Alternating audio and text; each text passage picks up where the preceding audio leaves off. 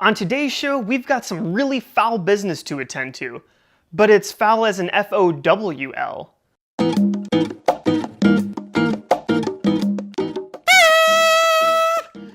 That's never gonna get old. Welcome to Larry Kazooie. I'm Larry Madavina, and today we're talking about Flappy Bird. And I'm going to assume that you've played this game because it's been everywhere this week.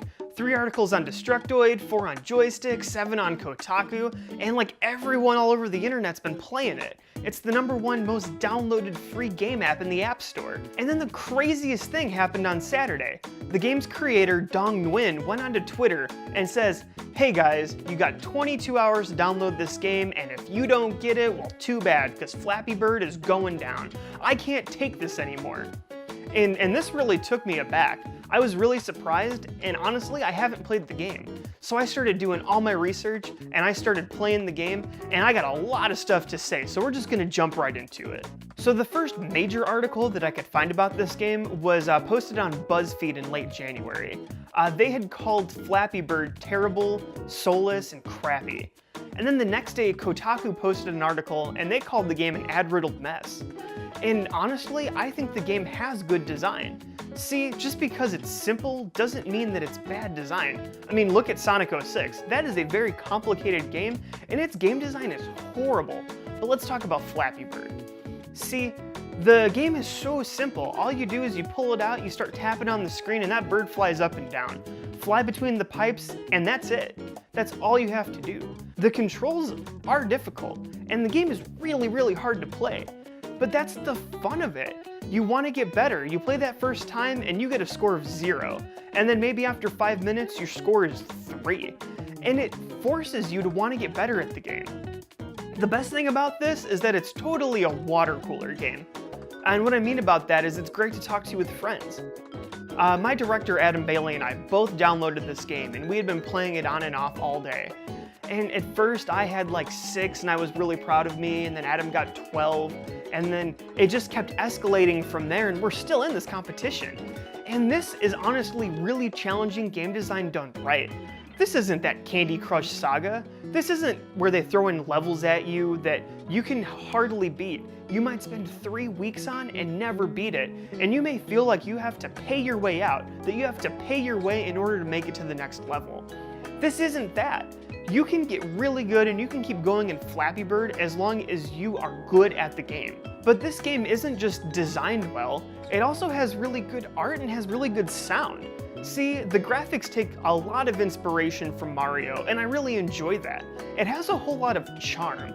There's this nice little city in the background that you can see, and after you play for a while, it goes from day to night. The birds change color, and they sort of have this really cute, dopey look to them that makes you just kind of want to succeed, but you know that ultimately they can't. And when you stop flapping, they sort of just plummet to the ground, and I love it. It's great. And the audio design on this game is great too. I am a little bit disappointed that there's no music, but the audio cues are awesome. Every time you fly through a pipe, there's this ba-ding sound, and it's great, because it makes you feel accomplished. And when you hear all of those in a row without hearing the thwack of hitting a pipe, you feel good. And then also that thwack, it's important, because it's mixed so much louder than all the other sounds. When you hit it, you feel that much worse. And believe me, you're gonna be hitting that pipe a lot. If I was really good at this game, I could go forever. Oh. And that was a good score. And so yeah, I mean, a lot of the art style is very derivative of Mario, but there are some derivative points in this game that I just don't feel as good about. See, when I was doing my research, I ran into this game called Pew Pew vs. Cactus. And Pew Pew vs. Cactus is a game about a yellow bird with a red mouth. And there happen to be all these cacti that are sticking from the top and sticking from the bottom, and you have to keep flying in between them. And the thing is that I like Flappy Bird a whole lot more. Pew Pew feels very floaty in its game mechanics. It doesn't sound as good. The art style is kind of weird and wonky. It doesn't have the nice little nosedive that I love from Flappy Bird. Oh, but the game totally came out in 2011. And I don't know how to feel about this. See, I mean, there's one thing to be derivative. Both of these games are very derivative of that old helicopter Flash game, the one where you're the helicopter and you're sort of flying in the old cave. But this is a little bit different. Flappy Bird is taking a lot of liberties to be almost the exact same game, almost a copycat of Pew Pew. and I don't really care. Flappy Bird feels awesome. This game feels great and I've had a lot of fun with it. But in liking that, it makes me feel a little bit uneasy. Especially since Dong Nguyen has gone on record saying that he makes about $50,000 from Flappy Bird a day. And there is a lot that I could be thinking about this game, but for now, I just don't have the time and I don't know if I have the answer. And really, the last major thing that we need to talk about is the fact that Dong Nguyen pulled his game. See, I'm sure that had to have been a hard week for him. He had all the gaming press coming after him for all these quotes. He had people accusing him of stealing art. He's had all these people going onto his Twitter and saying that they hate him and his game is crappy and he should feel bad and he should go die. And you know what? I really feel that Dong Nguyen did the only thing he felt he could do, and that was to pull his game from the market. That was the only way for him to stay true to himself, and it was the only way for him to kind of get away from all of this negative criticism that the entire internet was throwing at him. This isn't the kind of move that we need to be making as a community. We should be having a positive discussion about this art. And that's right, I said it. Flappy Bird is totally art.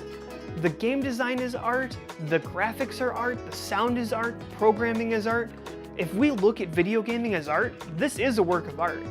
And as a game that has caused so much commotion, that has gotten so much press in the last week, it means that it has done something incredible, and we really need to be figuring out what that is. We could be really looking into this and having a great discussion. But I mean, I'm just one person with one opinion, and I'd love to hear what you guys think about this.